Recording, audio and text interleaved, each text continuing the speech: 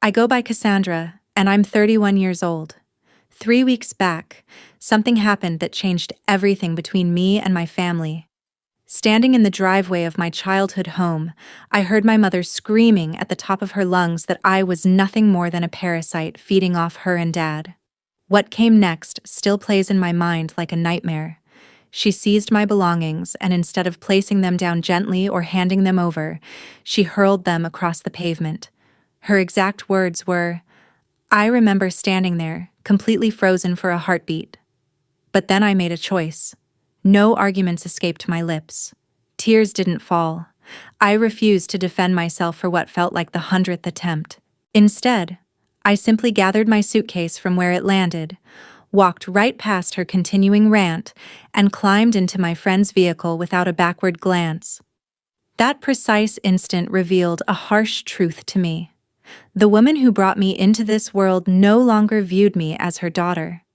In her eyes, I had transformed into an unwanted burden she desperately wanted removed from her life. Yet here's what she failed to comprehend in that moment of rage. The so-called parasite she was kicking to the curb happened to be the exact same person who had been silently managing their complete financial existence for years upon years. Every aspect of their digital life belonged to my domain. Online banking portals, monthly bill payments, tax filing systems, insurance account management, literally everything they relied upon daily without ever bothering to understand how any of it actually functioned. When I departed that day, all those systems remained precisely where I had left them. Fast forward 3 weeks, and my phone suddenly illuminates with an incoming call from my dad, then a second one, followed by a text message. The message read something like, "Why did the bank freeze our account? We can't access anything." I found myself staring at that screen for what seemed like an eternity. Then my fingers typed out just 2 words in response, words that conveyed absolutely everything that needed saying. Ask the leech. If that sounds intense to you, believe me when I say it's merely scratching the surface compared to what unfolded afterward. Family members can pretend you don't exist for years on end. However, the very second you stop cleaning up their disasters, everything collapses at an alarming speed. Before I walk you through how this entire situation spiraled into the most catastrophic family meltdown we've ever experienced, do me a favor and hit that subscribe button so you won't miss the continuation of this wild journey, because things are about to get significantly messier from this point forward. There was a chapter in my life when Denver felt like home, a place where everything followed a predictable pattern, even if I didn't always recognize how fortunate I was. My small apartment became my sanctuary. I had established a daily routine that felt manageable, and my employment situation made logical sense for where I was in life.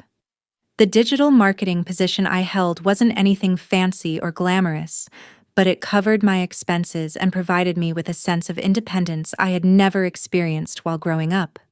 Everything changed instantaneously when the company went under after a larger corporation swallowed it whole. One Tuesday morning, I was actively preparing campaign materials for an important client. By that same afternoon, I found myself clearing out my workspace with a printed termination notice explaining that my role had been eliminated from the org chart. Losing that employment didn't merely cut off my cash flow, it fundamentally shook my entire sense of purpose and direction. I attempted to adapt to the new reality, persuading myself that landing something new would only require a few short weeks. That assumption proved completely wrong. Denver's astronomical cost of living made each passing month increasingly burdensome, and the freelance assignments came in sporadic, unpredictable waves that barely kept me afloat, never providing genuine security. I stretched every dollar of my savings for as long as physically possible, actively avoiding the thought of relocating until it became painfully obvious that I had exhausted all other options. Reaching out to my mother, Monica, was the part I dreaded more than anything else. My father, Gerald, seldom involved himself in family decisions. But Monica's voice consistently carried an undertone of judgment, even during moments when she wasn't actively trying to criticize. I laid out the situation for her, explaining that Denver had become financially impossible to sustain and that I required a temporary living arrangement until I secured stable employment once again. She didn't attempt to hide the reluctance in her response, but ultimately she gave her consent. I convinced myself that her agreement was sufficient for the moment. Moving back to Kansas created a sensation of stepping backward into an existence I believed I had successfully escaped.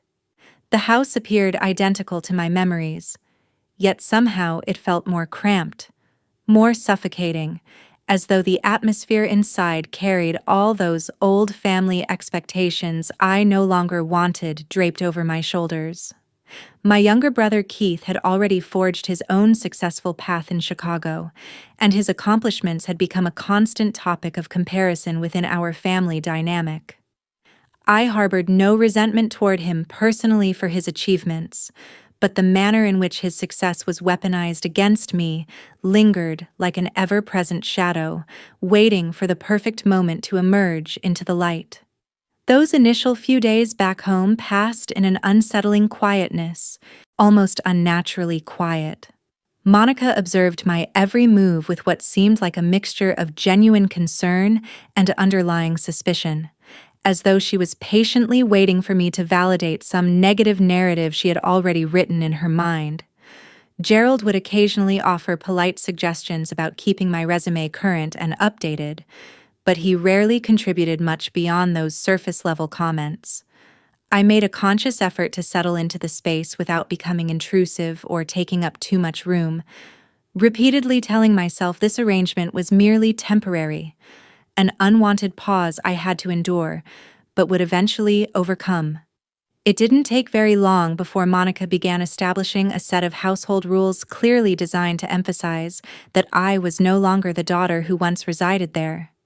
Curfews made absolutely no sense for a grown adult, yet suddenly they materialized. Her expectations regarding household chores were laid out systematically, as if she was drafting a formal checklist. She wasn't openly hostile in her approach, but she was extremely methodical, drawing invisible boundaries in the sand without ever acknowledging what those lines actually implied about our relationship. My Aunt Deborah dropped by for visits occasionally, and her eyes always seemed to be scanning me, actively searching for weaknesses or cracks in my composure. The conversations between her and Monica frequently drifted toward subtle, pointed remarks about which family members were stable, who was genuinely thriving, and who desperately needed to get their life together. I understood exactly who they were referring to, even though they carefully avoided saying my name during those particular moments. Throughout that difficult period, my closest source of support came from my friend Whitney, who continuously reminded me that temporary setbacks didn't erase all the hard work and accomplishments I had achieved. I clung desperately to that encouraging thought each time I refreshed endless job board websites or submitted applications into what felt like digital black holes. The heaviness of those weeks didn't arise from chaos or drama, but rather from an increasingly tightening sense of calm. The kind of oppressive calm that makes you slowly realize something fundamental within your family structure has shifted in a way you can't easily reverse or undo. During the weeks following my return to my parents' residence, a daily routine established itself more rapidly than I cared to acknowledge. Mornings always began with the familiar sound of my mom moving around in the kitchen, combined with the quiet awareness that if I remained in bed past a certain hour, she would interpret it as confirmation that I wasn't putting forth genuine effort. I forced myself to get up, moved through the house, wiped down counters that didn't actually need cleaning yet, and made every effort to stay just active enough to feel like I had earned the right to occupy space there. I began treating usefulness like a form of payment or currency. If I took care of the dishes, managed the laundry, handled the trash removal, organized the grocery shopping trips, then at the very least I could convince myself I was compensating for my presence in some meaningful way. These actions didn't prevent the persistent questions about my job search progress or timelines for moving out, but they provided me with something tangible and concrete to point toward whenever my own self-doubts started spiraling. I might not have possessed a professional title anymore, but the household continued to function smoothly, and I was the invisible force keeping everything operational. My dad sort of floated around the edges of this entire arrangement.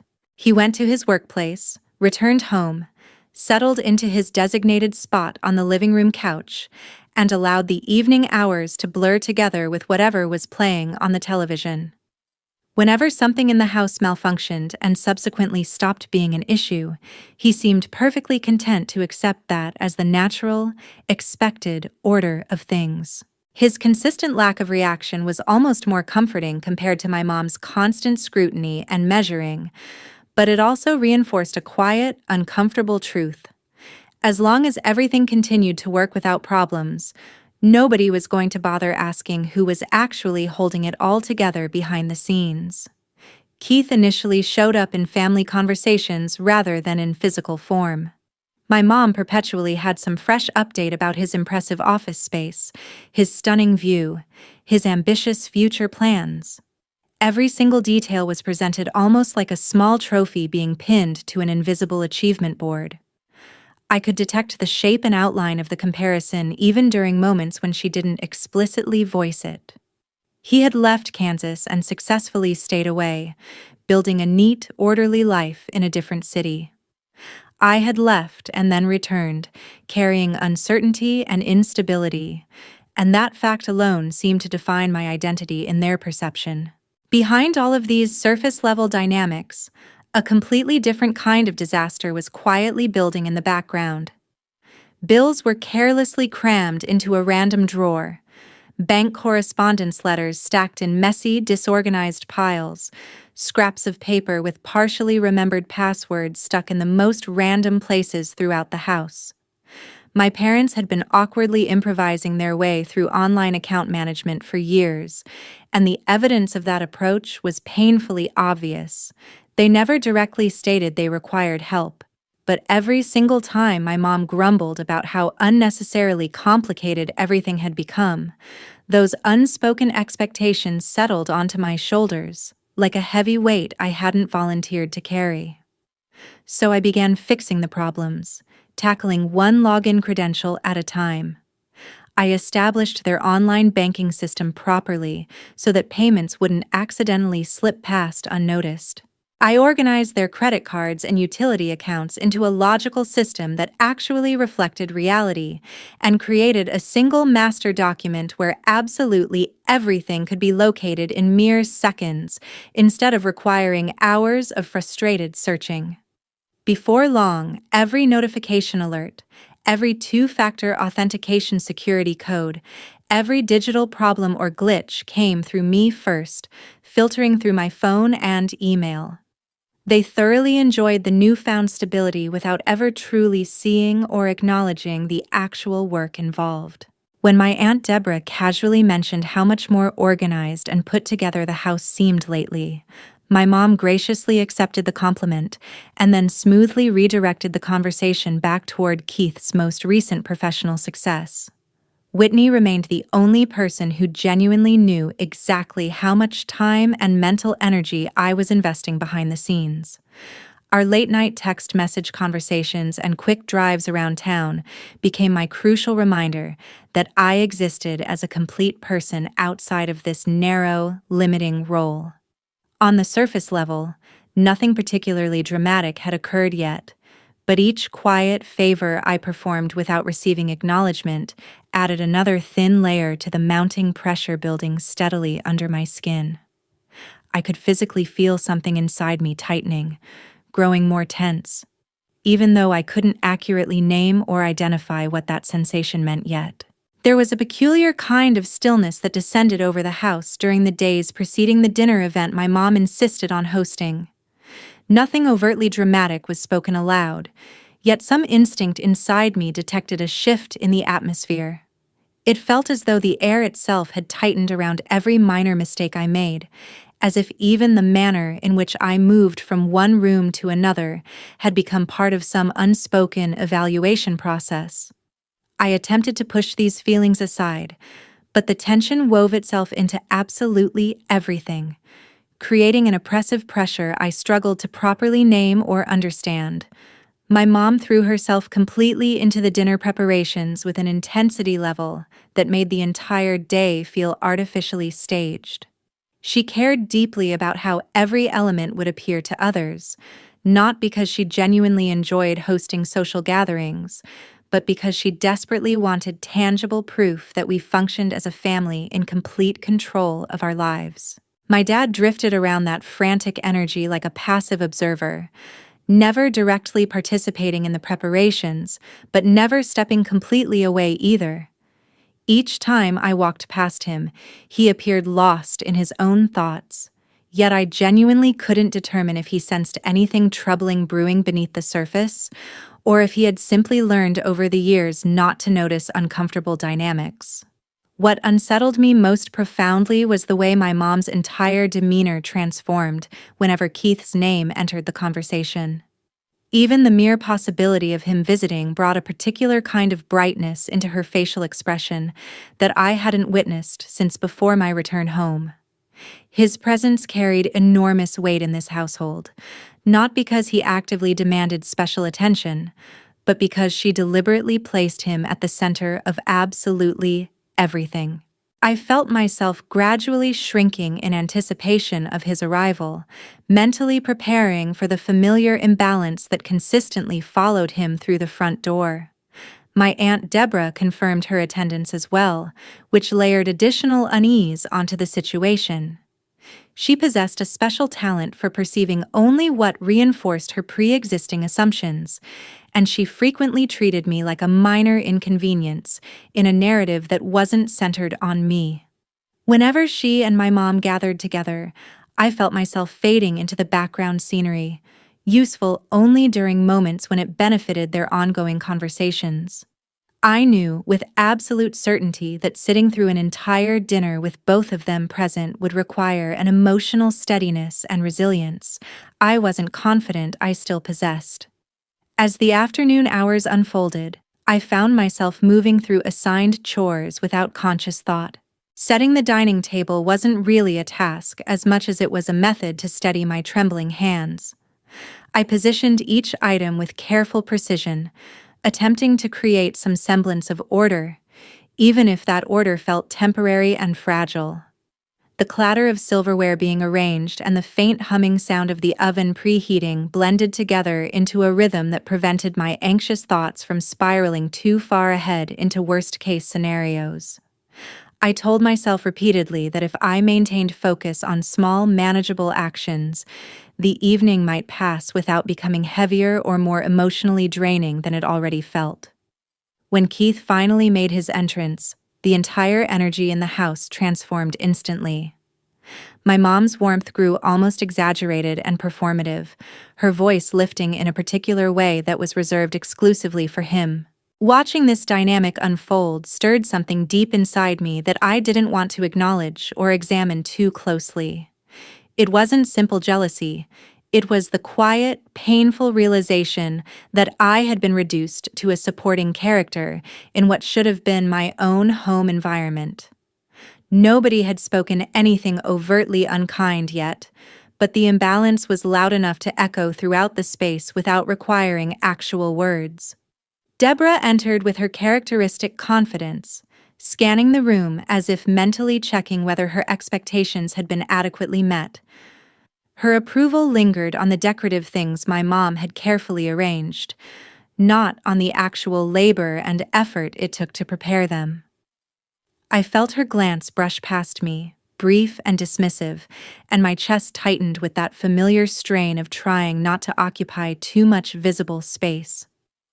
I maintained my posture in a calm position, telling myself that holding steady was the only element within my direct control. As we all migrated toward the dining room, the heaviness that had been steadily building settled quietly in the space between us. My mom watched Keith with unmistakable pride radiating from her expression, while my dad took his usual seat with the same resigned patience that had become an integral part of his character. Deborah observed everything with that sharp, knowing look she always employed whenever she was preparing to draw conclusions about someone else's life choices. In that quiet moment before anyone spoke their first word, I felt the pressure surrounding me reach a critical point where maintaining composure became its own silent, exhausting battle. The evening hadn't yet taken a turn for the worse, but the foundation beneath it had already begun shifting in a way I could sense more than actually see. There was a strange artificial quietness filling the room once everyone had finally settled at the dining table, the kind of controlled silence that felt too deliberate to be natural or comfortable. Plates were passed around the table in careful sequence, and the usual clatter of silverware seemed muted and dampened under the oppressive weight of carefully maintained smiles. I could feel myself physically tensing as each gesture from my mom grew progressively sharper, as if she were hosting a meticulously planned performance rather than a simple family meal. The atmosphere carried a tightness that made drawing normal breaths difficult, and I found myself mentally bracing for impact, without knowing exactly what form that impact would take. Keith spoke about his Chicago life with the natural ease of someone who fully understood his secure place within the family hierarchy. Every single detail he shared seemed to genuinely please my mom, and watching her lean toward him with proud anticipation felt exactly like standing outside a window looking inward at a scene I wasn't invited to join. This dynamic wasn't new or surprising, but something about it struck differently that particular evening. Perhaps it was the fragile balance I had been desperately trying to maintain over recent weeks. Or perhaps it was the way Deborah listened with that knowing expression she specifically reserved for stories that confirmed her pre-existing expectations and judgments. My dad remained mostly silent throughout, nodding along appropriately and offering small reactions that blended seamlessly into the background noise. His silence wasn't rooted in maliciousness. It was simply a comfortable pattern he had inhabited for countless years. Sometimes I wondered if he ever actually noticed how dramatically uneven the room became when the rest of us gathered together. Other times, I suspected he simply made a conscious choice not to acknowledge anything that introduced discomfort or conflict into his established routine. As the conversation progressed around me, the tension I felt sharpened considerably. I felt like a misplaced object positioned in the wrong setting, visible to everyone but not truly considered or valued. My mom's glances in my direction carried a distinct mix of impatience and scrutiny, as if she were waiting for me to interrupt a precious moment she didn't want disturbed or contaminated. I tried maintaining focus on my plate, hoping desperately that keeping quiet would somehow make me less of a target for whatever judgment was actively brewing beneath the surface pleasantries. But the turning point arrived without any warning whatsoever. It began with a simple shift in tone, a sharp edge entering my mom's voice that signaled the conversation was about to tilt in a dangerous direction. She looked directly at me in a way that stripped away any remaining pretense of hospitality or warmth, and I sensed instinctively that her patience had reached its absolute limits. The room tightened even further as everyone else grew completely still, waiting with bated breath for whatever came next. What followed wasn't particularly loud in volume, but it was sharp enough to slice through the air like a blade. The actual words themselves weren't complicated or difficult to understand, yet they carried a weight that settled deep in my chest cavity. The accusation she leveled wasn't about anything specific I had done in that particular moment. It was about the entire narrative she had been carefully constructing around my existence since I had moved back home. Her tone made it crystal clear that she perceived me not as someone navigating an extremely difficult period, but as a fundamental problem that had overstayed its welcome. The moment landed with a heaviness that extended far beyond simple embarrassment. I felt something inside me shift in a direction I couldn't pull back from or reverse. There was no immediate anger at first, only a slow, dawning realization that the balance had finally tipped past any point of potential repair. I kept my facial expression steady and controlled, but the mounting pressure behind my ribs made swallowing difficult. The humiliation wasn't really about the specific words she chose. It was about the casual ease with which she delivered them in front of people who barely understood the actual reality of my situation. Deborah's expression tightened with a kind of performative concern, yet I could easily sense the harsh judgment hidden just beneath the surface. Keith looked genuinely caught between competing loyalties and obvious discomfort, his usual confidence dimming just slightly as he glanced in my direction. My dad's face shifted into something completely unreadable, a confusing mixture of confusion and resignation that told me he wasn't prepared or willing to intervene on my behalf. The silence that followed felt almost physical in nature. It stretched across the entire table, thick and utterly unavoidable. I sat within it, allowing the full weight to settle over me, realizing that nothing about this moment surprised me quite as much as it confirmed what I had been trying desperately not to admit to myself. Something fundamental in me withdrew in that instant, not driven by anger, but by sudden clarity. Whatever fragile connection I had been holding on to in hopes of maintaining family peace wasn't strong enough to anchor me anymore. Morning arrived with a particular kind of heaviness that made absolutely everything feel slower and more labored, as if the previous night had physically extracted something vital from my core. I moved through the house as quietly as possible, attempting not to disturb anyone, though part of me sensed that nothing I did could meaningfully soften the tension still lingering heavily from the evening before. My thoughts kept circling obsessively around the unresolved weight sitting behind my mother's anger, and I wondered how much time would pass before she directed it toward me again with renewed force. While I prepared my belongings, a strange calmness descended over me that didn't feel like peaceful acceptance, but more like exhausted resignation. The house had completely stopped feeling like a shared space, and walking through each familiar room felt like moving through a place that no longer held any impression of my shape or presence. I had tried desperately to convince myself that I still belonged somewhere within this family structure, yet each interaction systematically chipped away at that comforting illusion a little more. By the time I made it downstairs, I sensed an invisible boundary line drawn between the version of me they wanted and demanded, and the actual person I genuinely was. My mom's presence in the kitchen confirmed that the oppressive atmosphere hadn't shifted in my favor overnight. Her movements were deliberate and clipped, as if she were carefully preserving her anger for the moment when she thought it would make the maximum impact. I could feel the tension radiating off her even without any words being exchanged, and unease crept steadily in as I realized where the morning was inevitably heading. I maintained my distance, hoping desperately that silence would hold the volatile situation together long enough for me to gather myself mentally before anything escalated further. But the fragile moment didn't hold.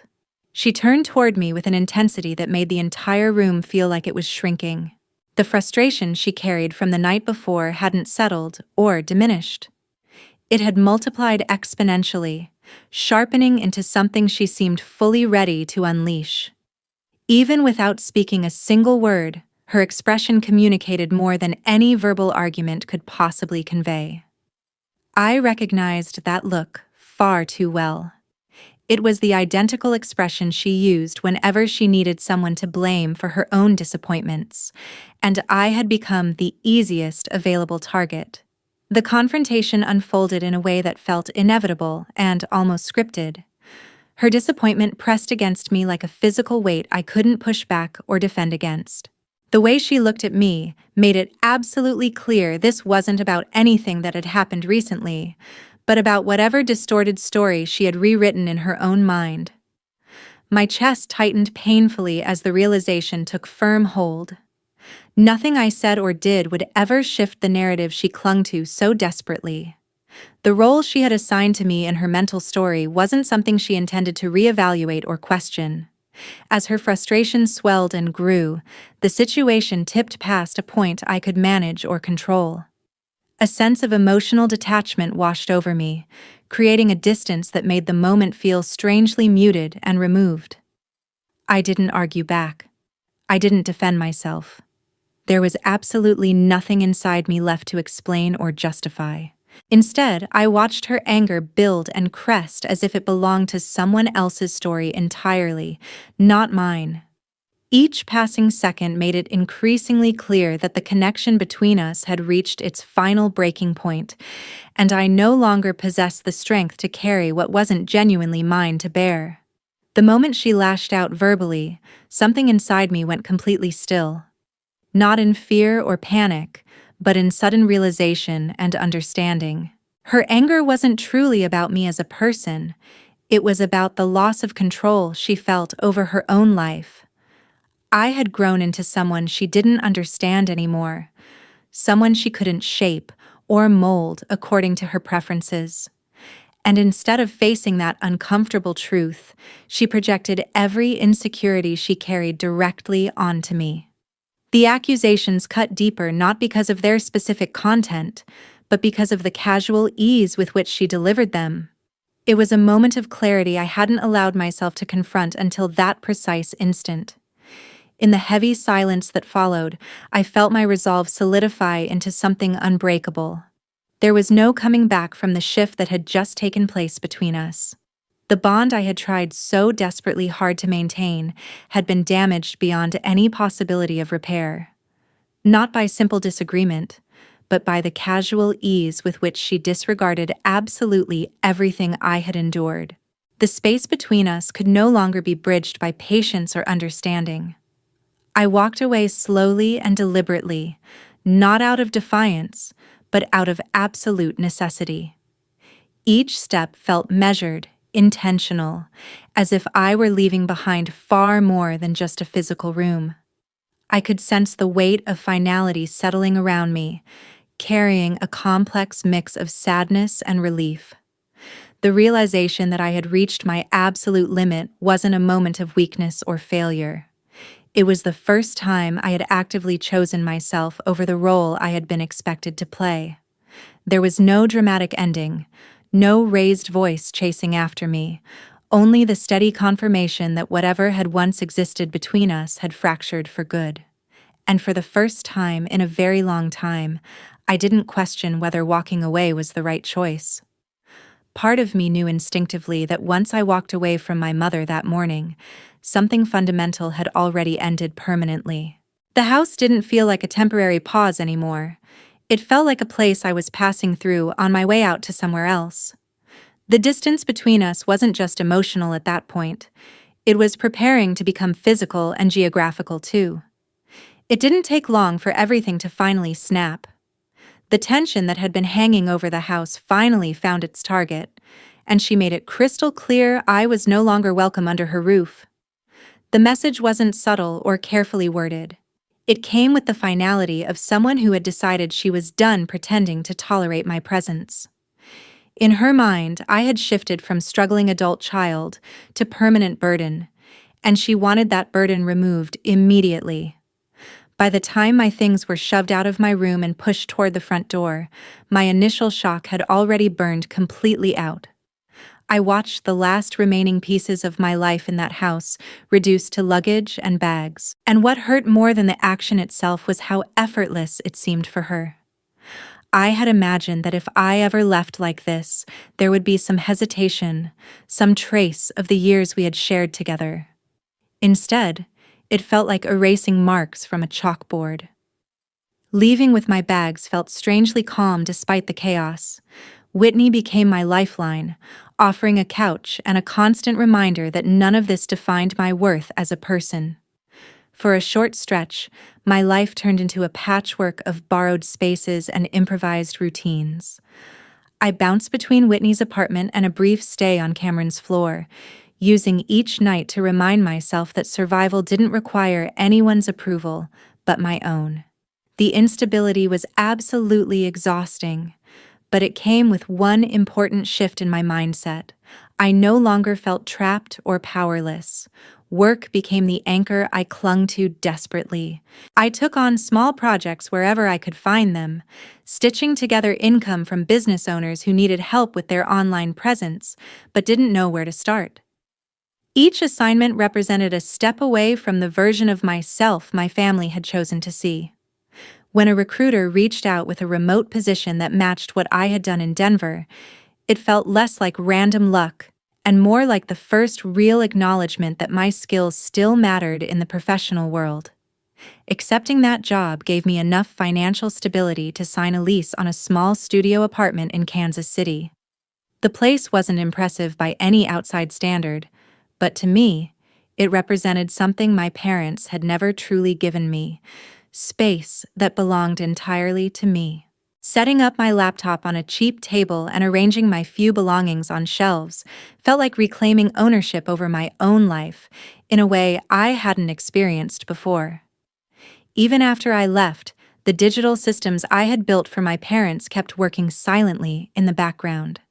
Notifications still reached the email address I had once used to manage their accounts. Security alerts and payment reminders flowed through my phone like echoes of responsibilities I no longer held. I ignored most of them, reminding myself that I was no longer their safety net, even if the remnants of that role still clung to my digital life. The real crash came a few weeks after I had settled into my new place. A string of missed calls from my dad appeared on my screen, followed by a message I didn't need to open to understand the panic behind it. Their access to money had been disrupted, and suddenly, the invisible work I used to do had become very visible in its absence. I sent a short response that pointed him back to the label my mother had thrown at me, and put my phone down with shaking hands. In the days that followed, the fallout spread through the family without my involvement. I heard through distant channels that bills had been missed, that automatic payments had failed, that confusion over passwords and recovery links had turned simple tasks into crisis situations. They hired professionals to untangle the mess, and for the first time, the support they took for granted came with a price tag attached to every hour. It hurt to know I could have fixed things quickly, but it hurt more to remember how little that effort had ever counted. My dad eventually reached out again, not just with panic, but with something closer to desperation. The message between the lines was clear. They wanted me to step back into the role I had once filled, to quietly repair what had broken and return to being the unseen structure under their comfort. This time, I didn't even consider it. I had already learned that stepping back in would only reset the cycle and teach them that there were no real consequences for how they treated me. Refusing to return to that role wasn't an act of revenge. It was an act of self-respect. I made it clear, at least to myself, that I would no longer be their unpaid manager, their emergency contact, or their silent problem solver. They had chosen to see me as a drain, and I no longer had the energy to prove otherwise to people who preferred their own version of the story over the truth standing in front of them. As time passed, I built something that had nothing to do with them. My work stabilized. I found a rhythm in my days, the kind that didn't revolve around anticipating someone else's needs. I began volunteering with older adults who genuinely wanted to learn how to navigate the online world, and every grateful smile reminded me how different it felt to help people who actually saw the effort behind the outcome. Cutting contact with my parents wasn't a single dramatic gesture. It was a series of small decisions: not to answer, not to explain, not to chase closure from people who had never offered accountability. The quiet that followed was unfamiliar at first, but over time it became a kind of peace I hadn't realized I was missing. If there is anything I carry from all of this, it's the understanding that being useful is not the same as being valued. You can hold a family's life together from behind the scenes and still be treated like excess weight the moment they need someone to blame. Walking away doesn't erase what you did for them, but it does protect what is left of you. And sometimes the most powerful thing you can do with the label someone throws at you is step far enough away that it no longer sticks to your skin.